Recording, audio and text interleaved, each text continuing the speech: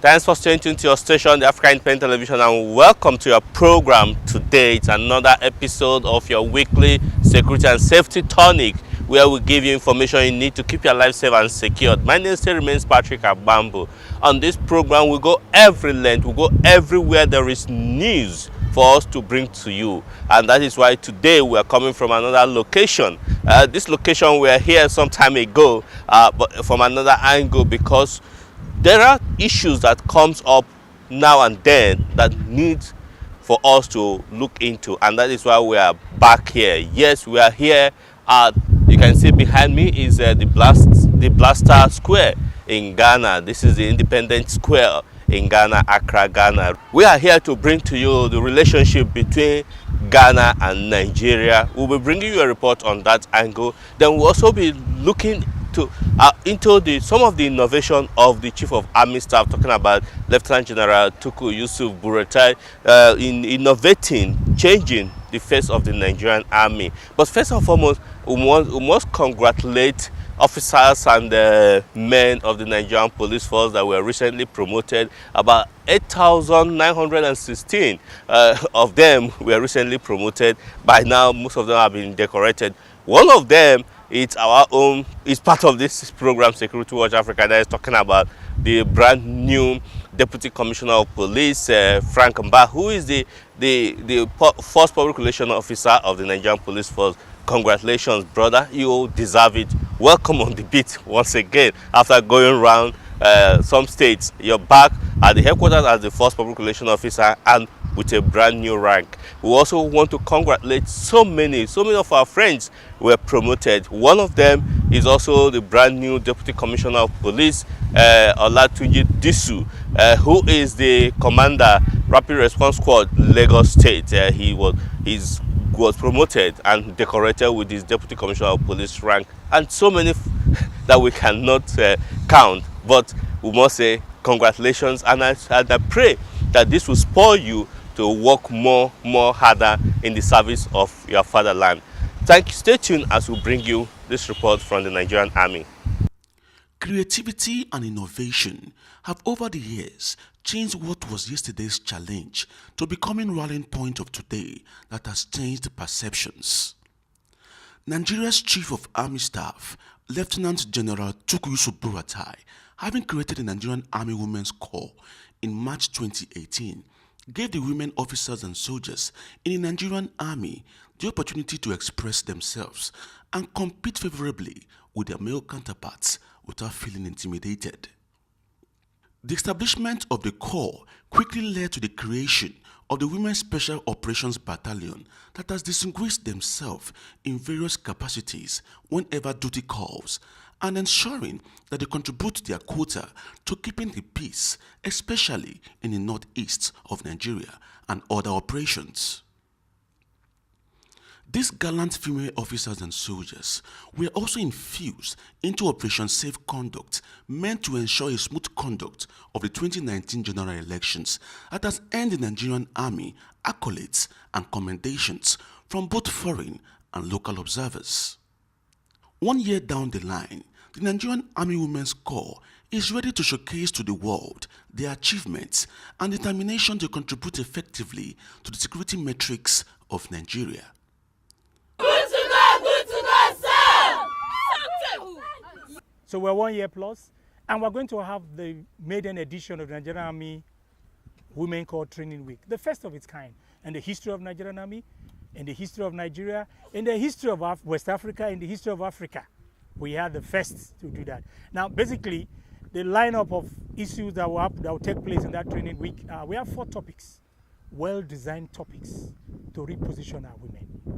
The first topic, the first paper that will be presented, is enhancing the fighting capacity of female personnel of the Nigerian Army, a panacea to efficiency in fighting. That's the first topic.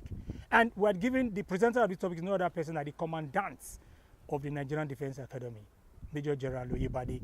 We chose him because, of course, female combatant officers have been trained by the Nigerian Defense Academy. So we felt he's the right person to deliver that paper. And then the second paper is titled Barriers to Effective Leadership and Decision Making in Nigerian Army.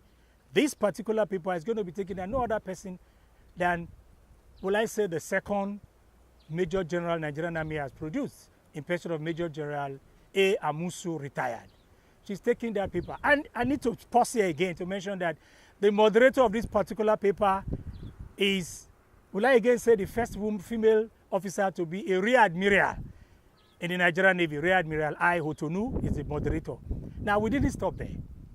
Now, one of the discussants, again, because it's a women affair, one of the discussants is an ambassador, Ambassador Noye Udo, a very known ambassador. He has been in the foreign service in Nigeria for quite some time. And then we had to pick a retired Brigadier General, Katie Achibong, to be one of the discussants. So I think on that first day, that second paper is a win-win for all women, and because they will benefit. Now, the third paper is changing the attitude of female officers and soldiers to combat training.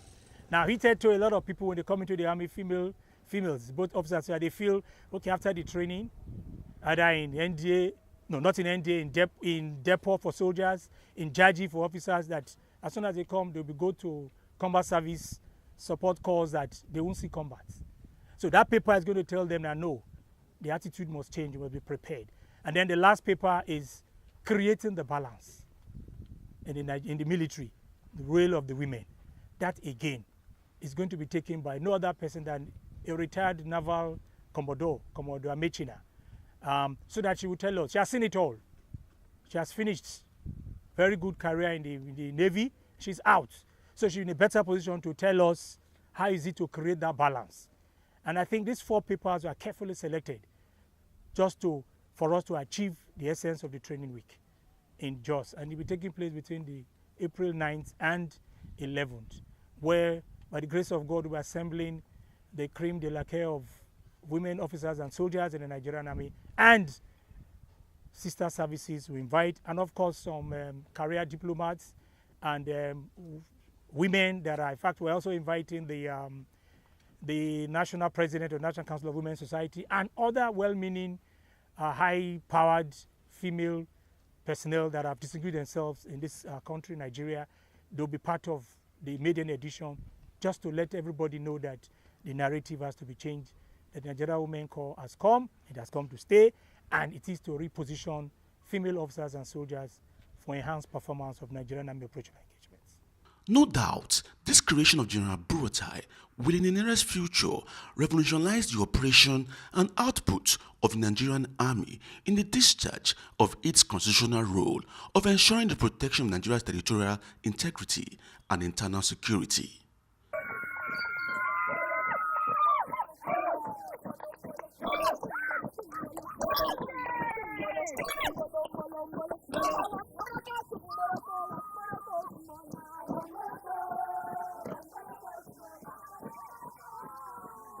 Ernest Enuneku, Security Watch Africa, Abuja.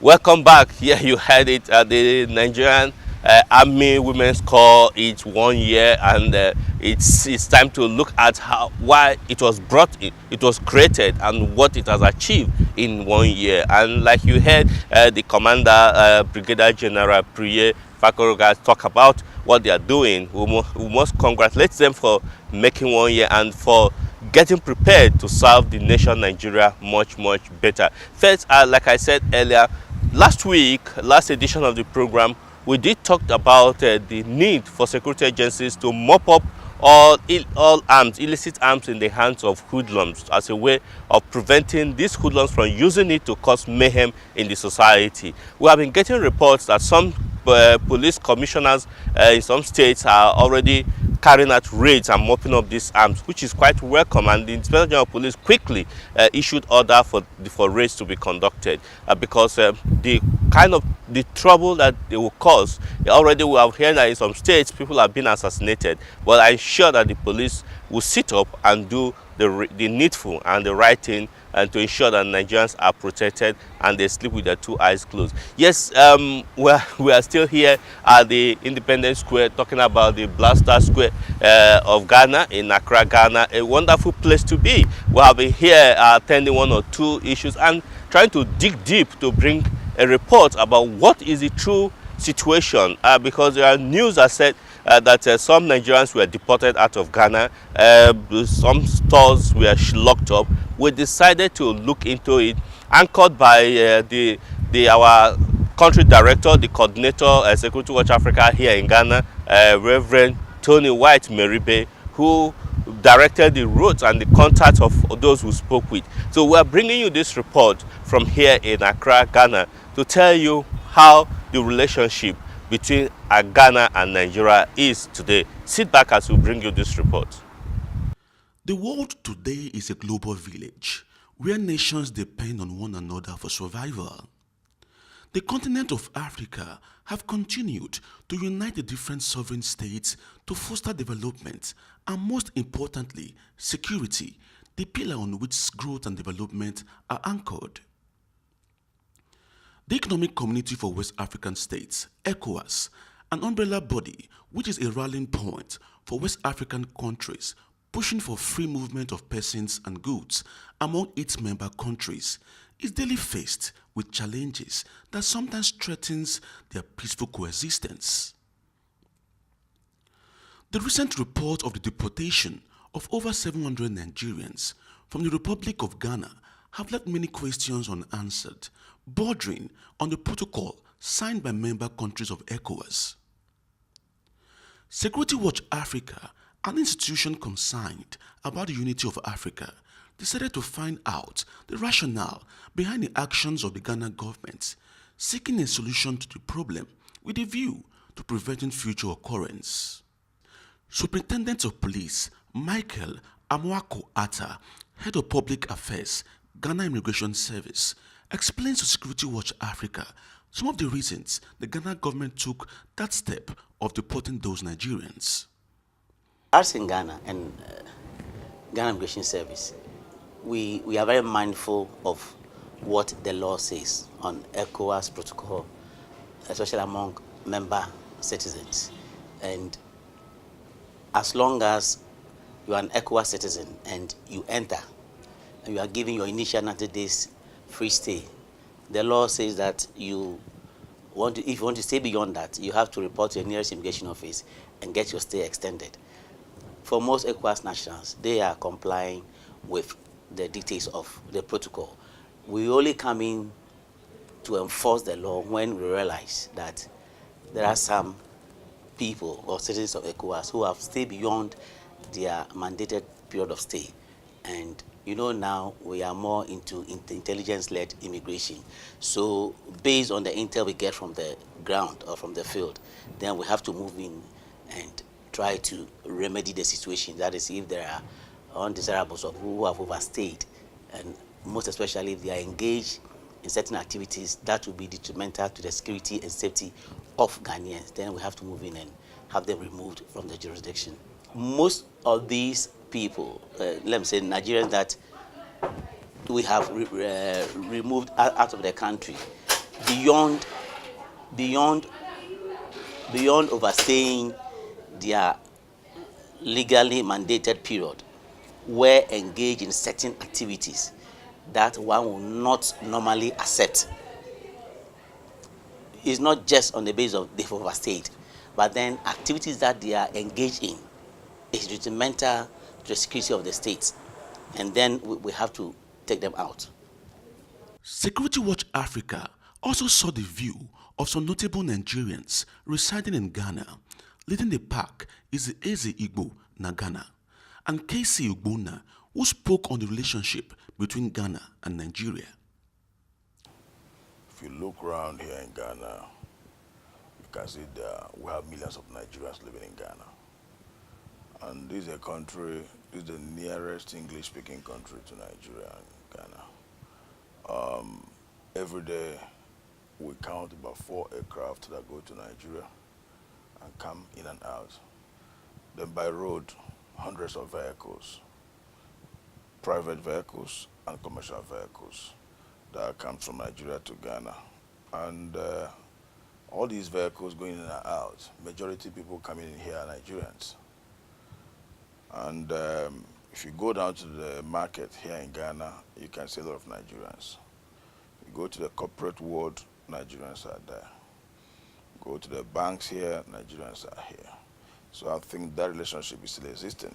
And you also at the area of marriage, intermarriage, Nigerians are getting married to Ghanaians almost every weekend here. So I think the relationship is still existing. If it's not existing, parents will not give out their daughter hand to a Nigerian. Ghana is a very good country, and Ghanaians are very good people. Whatever be the case, home is always home, and home is always better. And in comparison, Nigeria is a bigger market than Ghana. But we've been here for some time, and we are used to the lifestyle in Ghana.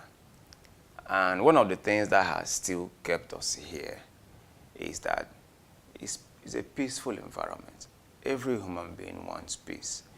Even though we need money, we are in pursuit of money, but you also want to have money and have rest of mind. And the Ghana system is a bit more organized than Nigerian system. Nigeria is a bit of crude and rush, and a lot of the systems are not working the way it's expected to work. But Ghana, their system is far, far better than Nigerian system. And so there have been challenges here and there, but in the long run, we still prefer to be here, even though with the things we do here, if we do same in Nigeria, the chances are that we'll make much more money. But because of the systems, we still prefer to remain here. The duo have admonished Nigerians residing outside the country to be good ambassadors of their country. Our people are the cause of our problem. That area in Kasua, those things happened, picking Nigerians, deporting them and all that, is because of their character there. We have thousands of great Nigerians in this country. You cannot see them making noise, but you can only see them promoting our business, at the same time helping Nigerians, helping Ghanaians. But these noisemakers are the problem we have. The other way I blame people a lot are those bringing them. If you are bringing your younger brother, your cousin, your niece, your nephew to Ghana to come and hustle or to come and start life, try to educate them and tell them in Ghana, you don't need to make noise. You don't like too much noise making. You need to let them know that in Ghana, you don't need to fight in the street. You need to let them know in Ghana, don't do prostitution. In Ghana, don't engage yourself in cultism, all those things. And as I'm bringing you in Ghana, if you don't have passport, I have to do passport for you. So as soon as you touch into Ghana, I must get your resident permit so that your documentation will be 100% legal. So at that level, even if any problem come your way, I'll be able to defend you. But they don't put all these things together. Their own is just to go home, bring all these people down here and cause so many problems. But we are not, folding our hands on this. Upon all these things, we know that some of our sons and daughters are the problem for themselves. We are still working so hard to, help them out. Those that immigration arrested them, we're able to get many out. Some too have their documents, they have their business, some are married to Ghanaians, but immigration arrested them. So people like us, I and my elders and concerned Nigerians, we went in for them and get people like that out. And I think the rest were deported. But the way our country, Nigeria, is complaining about the deportation of our people, to me, that complaint is not supposed to be too high that way, but rather we're supposed to educate our people that we in Nigeria will have also our rules and regulations that is governing Nigeria. So we should also respect the law of the land. In Ghana, it's not that there are no bad people in Ghana. Ghanaians also have criminals.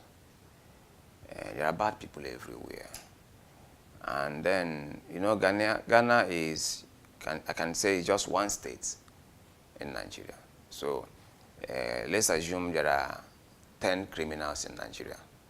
It's expected that there should be one criminal in Ghana, because I think Nigeria is 10 times the population of Ghana. So if we do it by that ratio, you know. But then, one thing I've noticed with the Ghanaian police, for example, they are friendly to the society. So it's easier for the citizens to volunteer information to the police. So the police or the authorities are not so much far away from the people, because crime is planned in a place, in a location. The criminals live with people. They go to eat in restaurants. They live in they don't come down from the moon. They are not ghosts. So if the society and the authorities are in harmony, the chances are that wherever the criminals are, whatever they do, the police will know. And that's one thing I have seen in Ghana. Anytime criminals tend to terrorize any city in Ghana, within a short time, they will apprehend them. And I did inquiries, and I found out that the people give information to the police, as in, we are suspecting this person. He doesn't go out in the day. He stays in the house and goes out in the night and comes at the late hour. He smokes, he does this. So please watch this person for us. If there is any noise, if you live in Ghana for quite some time, and you realize that if there is a noise coming out from your compound, before you know it, the police are there. How do they know? Your neighbors has told them that we can hear a lot of noise in this house. Please come and check them out. And that is one thing I don't see happening in Nigeria. I don't know the reason why, but if Nigerians can check this and because Nigeria is full of good people. Nigerians are wonderful people. Nigerians, in fact, people misunderstand Nigerian people a lot. I've lived outside Nigeria for so many years, and I can tell you that Nigerians are still one of the best people you can do both business, whatever with. But there is this high level of disunity, mistrust, and the lack of organization. The police seems to be the enemy of the people, and the people see themselves as they should not associate with the police. It shouldn't be so. They should be friends. They should treat the citizens with a lot of respect and dignity. Nigerians and Ghanaians have lived peacefully over the years, and this relationship must not be allowed to deteriorate for whatever reason. Ernest Enuneku, Security Watch Africa, Accra, Ghana. Welcome back. Really, we're still here at the Independence Square, the Black Star Square here in Accra, Ghana. It's called the New Accra, really. The new wonderful place to be. Indeed, it's a wonderful place to be. And we are here bringing this program, your program, Security Watch Africa, only on this channel, the Africa Independent Television, to you. Like the name says, Security Watch Africa will go everywhere where there is news and dig deep to bring some reports for you. Here, our anchor here in Ghana has been Reverend Tony White Meribe, who is in charge of our operations here in Accra, Ghana. Yeah, like you watched in the interview, in the report that was done, you had the Ezigbo Nagana talked about what is being done and what should be done. You had our brother Casey Ogbonna talk also about what should be done. If you must go to Ghana, you're a Nigerian going to Ghana, Ghana citizens and the Ghana government is not stopping you, but you must come with the legal documents and you must decide to live in peace in Ghana and shun acts of criminality and live upright. You'll be accommodated. There is no intention to witch hunt anybody. There's no law that is targeted at Nigerians. Like we can tell you authoritatively, it's a general law because Ghana is a peaceful country and the people and the government wants to maintain the peacefulness of that country. So you must ensure that you live according to the rules of the land. That is what they are saying, and that is what Security Watch Africa stands for. So thanks for staying tuned to your program today. It's a wonderful time presenting this program and packaging this program for you here in Accra, Ghana. Until we come your way again next week, we say thanks for staying tuned and bye for now.